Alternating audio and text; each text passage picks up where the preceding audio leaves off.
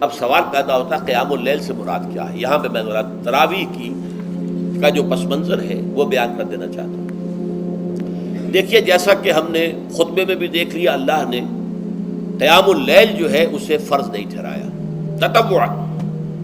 قرآن مجید میں بھی اس کا کوئی ذکر نہیں، احادیث میں اس کی تشویق و ترغیب پوری موجود ہے۔ ایک اور حدیث بھی ہم بعد میں پڑھیں گے اس پر۔ اس کا پس منظر کیا تھا کہ اس کو چھوڑ دیا گیا۔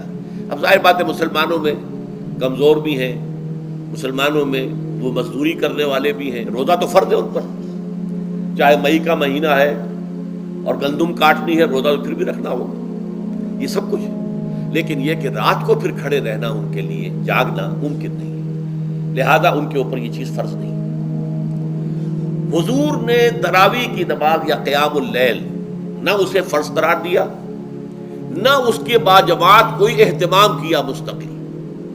صرف 3 راتیں آپ نے جماعت کروائی ہے، اس میں 8 رکعتیں آپ نے پڑھی ہیں کہ جو آپ کا معمول تھا تہجد کا وہ پڑھی، اور تہجد کے وقت ہی جماعت کرائی ہے۔ یہ ہے وہ حدیث۔ اس کے علاوہ کسی نماز تراویح جو ہے جو ہم پڑھتے ہیں 20 رکعتیں عشاء کے ساتھ متصل، اس کا کوئی ذکر نہ دور نبوی میں ہے نہ دور صدیق اکبر میں ہے۔ یہ دور حضرت عمر کی خلافت میں ہوا ہے، اور ہم نہیں کہہ سکتے کتنے سال کے بعد ہوا ہے۔ حضرت عمر رضی اللہ تعالیٰ عنہ کی خلافت کا دور جو ہے وہ تو 10 برس ہے، ہو سکتا ہے 5 برس کے بعد ہوا ہو، 6 برس کے بعد ہوا ہو، 12 ہوا ہے ان کے عہد میں۔ حضرت عمر ایک مرتبہ مسجد میں داخل ہوئے، مسجد نبوی میں، تو دیکھا کہ کچھ لوگ 8 10 12 جو ہیں وہ ایک جو ہے حافظ کے پیچھے کھڑے ہوئے اور قرآن سن رہے ہیں، کچھ دوسرے کونے میں کھڑے ہیں، کچھ کہیں اور کھڑے ہیں، مختلف جماعتیں ہو رہی ہیں۔ تو انہوں نے سوچا کہ کیوں نہ ان سب کو ایک امام کے پیچھے جمع کر دیا جائے، اور اس کے لیے لوگوں کی سہولت کے لیے عشاء کے ساتھ متصل رکھ دیا جائے، اس لیے کہ تہجد کے وقت اٹھنا جو ہے وہ تو ہر کس و ناقص کا کام نہیں ہے، کہ عشاء کے بعد اگر تھوڑا سا اضافی وقت ہو صرف، تو یہ ہر شخص کر لے گا، مزدور بھی کر لے گا۔ لہذا آپ نے یہ نظام تجویز فرمایا کہ عشاء کے متصلاً بعد 20 رکعت نماز پڑھی جائے اور ایک امام کے پیچھے پڑھی جائے۔ یہ گویا کہ اجتہاد ہے حضرت عمر رضی اللہ تعالی عنہ، اس کو آپ نے خود بدعت بھی قرار دیا ہے، لیکن بدعت حسنہ۔ بدعت کس اعتبار سے؟ لغوی اعتبار سے، نئی بات، اس لیے کہ حضور کے زمانے میں نہیں تھی، تو یہ اس طریقے سے ایک نئی بات ہے۔ لیکن یہ بات چونکہ بہت اچھی ہے، بہت عمدہ ہے، آپ جب یہ نظام چل پڑا تو ایک دن مسجد میں آئے، دیکھا کہ بڑی بھری مسجد ہے، صحابہ کھڑے ہیں اور ایک امام کے پیچھے قرآن سن رہے ہیں۔ آپ نے فرمایا نعم البدعۃ ھذہ، یہ جو ہم نے نئی بات شروع کی ہے یہ بہت اچھی ہے، بہت عمدہ ہے۔ اب یہاں سے فرق واقع ہو گیا ہے۔ ایک تو اہل تشیع جو ہے وہ تو ویسے ہی حضرت عمر سے بہت دشمنی رکھتے ہیں، عناد رکھتے ہیں، تو حضرت عمر کے اجتہادات سے انہیں نفرت ہے، انہیں دوری ہے، چاہے وہ کوئی سا بھی حضرت عمر کا اجتہاد ہو۔ ہمارے ہاں اہل حدیث حضرات بھی در حقیقت حضرت عمر یا کسی اور خلیفہ راشد کے فعل کو وہ سمجھتے ہیں کہ یہ ایگزیکٹو آرڈرز ہیں، یہ ہمیشہ کے لیے نہیں ہے۔ حضرت عمر نے اپنے دور میں ایک نظام قائم کیا، ان کے دور کے لیے ٹھیک تھا، یہ ہمیشہ کے لیے نہیں ہے۔ ہمیشہ کے لیے وہ 8 ہی رکعتوں کے قائل ہیں، وہ تہجد والے، لیکن اس میں بہرحال انہوں نے بھی خود یہ اضافہ کیا ہے کہ وہ 8 رکعتیں وہ عشاء کے ساتھ متصل پڑھتے ہیں، تہجد کے وقت تو نہیں پڑھتے۔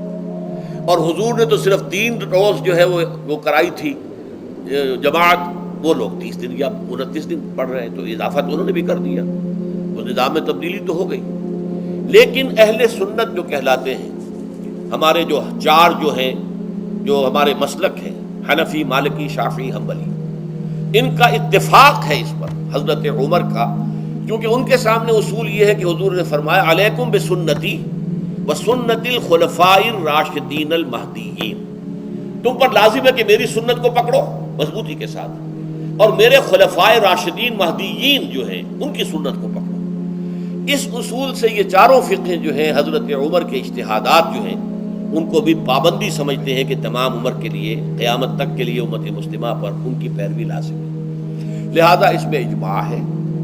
اور یہاں تک کہ یہ سب سے آخری جو اس میں مسلک پیدا ہوا ہے زمانی اعتبار سے، سب سے پہلے مسلک جو ہے حنفی پیدا ہوا ہے، پھر مالکی پیدا ہوا ہے، پھر شافعی پیدا ہوا ہے، اور پھر حنبلی آخری ہے۔ اور امام احمد ابن حنبل بہت بڑے محدث بھی ہیں.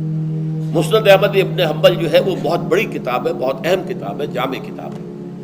تو ان کے ہاں بھی 20 رکعتیں ہیں. چنانچہ حرمین شریفین میں، سعودی عرب میں، مکے اور مدینہ منورہ میں جو نماز تراویح ہوتی ہے اس کی 20 رکعتیں ہیں. لیکن اہل حدیث حضرات جو ہے وہ اس 8 کے اوپر اکتفا کرتے ہیں. بہرحال یہ ایک اختلاف ہے جو میں نے اس کا پس منظر بیان کر دیا.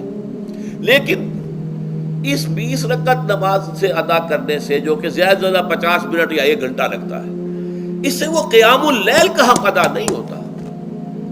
قیام اللیل کا تو کچھ اور ہی تقاضا ہے. قیام کسے کہتے ہیں؟ یہ سورہ مزمل سے واضح ہوتا ہے. یا ایھا المزمل قم اللیل الا قلیلا نصفہ او انقص منہ قلیلا او زد علیہ ورتل القرآن ترتیلا. آدھی رات یا آدھی رات سے کچھ کم، یعنی تہائی رات، یا آدھی رات سے کچھ زائد، 2/3 رات، یہ ہے قیام اللیل. چنانچہ سورہ مزمل ہی کی آخری آیت جو دوسرا رکوع مشتمل ہے جس پر، اس میں صاف کہہ دیا گیا ان ربک یعلم انک تقوم ادنی من ثلثی اللیل ونصفہ وثلثہ وطائفۃ من الذین معک. اے اللہ کے نبی، اللہ خوب واقف ہے کہ آپ بھی اور آپ کے ساتھ ایک جماعت بھی رات کو کھڑی رہتی ہے، 2/3 رات یا آدھی رات یا 1/3 رات. تو یہ سارا معاملہ جو ہے قیام اللیل کا، گویا کہ کم سے کم 1/3 رات پر اس کا اطلاق ہو سکے گا، یہ نہیں کہ 1 گھنٹے. اب اس کے ضمن میں دیکھیے حدیث پڑھیے. تیسری حدیث ہے ان عبداللہ ابن عمرو ابن العاص رضی اللہ تعالی عنہ. یہ وہی عبداللہ ابن عمرو ہے جن کی میں نے آپ کو حدیث پہلے سنائی ہے. یہ ساری رات کھڑے رہتے تھے، پوری رات، اور ہر روز روزہ رکھتے تھے، جس پر حضور نے منع کیا، لا تفعل، مت کرو ایسا. رضی اللہ عنہما، یہ خود بھی صحابی ہیں اور ان کے والد عمرو بن العاص بھی صحابی ہیں. ان رسول اللہ صلی اللہ علیہ وسلم قال، کہ اللہ کے رسول صلی اللہ علیہ وسلم نے فرمایا الصیام والقرآن یشفعان للعبد. روزہ اور قرآن بندے کے حق میں شفاعت کریں گے. یقول الصیام، روزہ یہ عرض کرے گا اللہ کی جناب میں، اے رب پروردگار، انی منعتہ الطعام والشہوات بالنہار، میں نے تیرے اس بندے کو دن کے دوران کھانے پینے سے اور اپنی شہوت کا تقاضا پورا کرنے سے روکے رکھا، یہ میری وجہ سے روکا رہا، تو میری شفاعت اس کے حق میں قبول فرما. فشفعنی فیہ، میری شفاعت اس کے حق میں قبول فرما. ویقول القرآن، قرآن کیا کہے گا؟ منعتہ النوم باللیل، میں نے اسے رات کے وقت سونے سے، نیند سے روکے رکھا. فشفعنی فیہ، تو اس کے حق میں میری شفاعت قبول فرما. حضور فرماتے ہیں فیشفعان، ان دونوں کی شفاعت قبول کی جائے گی. یہ ہے قیام اللیل. یہ قیام اللیل صرف تراویح کی نماز سے جو پڑھ لی جاتی ہے. اور ہمارے ہاں تو یہ ہے، وہاں کم سے کم یہ تو تھا، صحابہ کرام کھڑے ہوتے تھے تو جو قاری پڑھ رہا ہوتا تھا وہ ان کے دل میں اترتا جاتا تھا، اس کا مضمون اور مفہوم جو ہے ان کو معلوم ہے، لہذا وہ اس کی زبان سے نکلا ہوا ہر لفظ ان کے قلب کی گہرائیوں تک اتر رہا ہے. یہاں تو یہ ہے پیرٹ لائک حافظ ہے، اسے خود پتہ نہیں میں کیا پڑھ رہا ہوں. اکثر حفاظ جو ہیں وہ عالم تو نہیں ہوتے، اور جو سن رہے ہیں انہیں کچھ پتہ نہیں ہم نے کیا سنا ہے. تو ٹھیک ہے، کم سے کم ثواب تو انہیں ملے گا کہ انہوں نے وقت نکالا ہے. 1 گھنٹہ ہی اضافی صحیح، لیکن بہرحال اس کا وقت تو انہوں نے نکالا ہے، محنت کی ہے، کھڑے رہے ہیں، ثواب ملے گا. لیکن جو مقصد ہے وہ حاصل نہیں ہوتا. اس مقصد کے حصول کے لیے اول تو قیام اللیل کی کم سے کم مدت 1/3. اگر کوئی شخص فرض کیجئے کہ اس کے ہاں کوئی اور انتظام نہیں ہے، جیسا کہ ہمارے ہاں ہم نے انتظام کیا ہے بڑے بڑے شہروں میں دورہ ترجمہ قرآن، اس میں ہمیں 5 گھنٹے لگ جاتے، نصف شب کے قریب تری جو ہے معاملہ ہو جاتا. اس میں کیا ہوتا ہے کہ ہر 4 رکعت سے پہلے جو اس کے اندر پڑھا جانا ہے حصہ قرآن کا، اس کا پہلے ہم مطالعہ کرتے ہیں بیٹھ کر، ترجمہ اور کچھ موٹے موٹے نکات کی جو ہے وضاحت.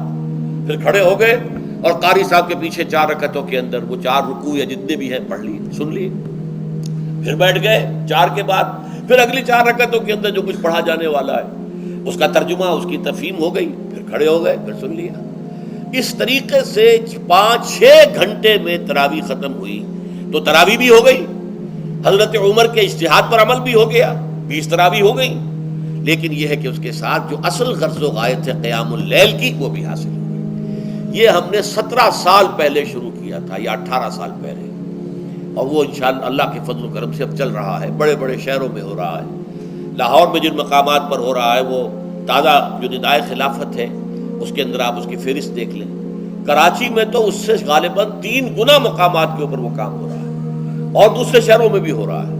تو اس سے در حقیقت وہ غرض و غایت، وہ حکمت جو ہے پوری ہوتی ہے کہ یہ دونوں چیزیں پیرلل ہیں.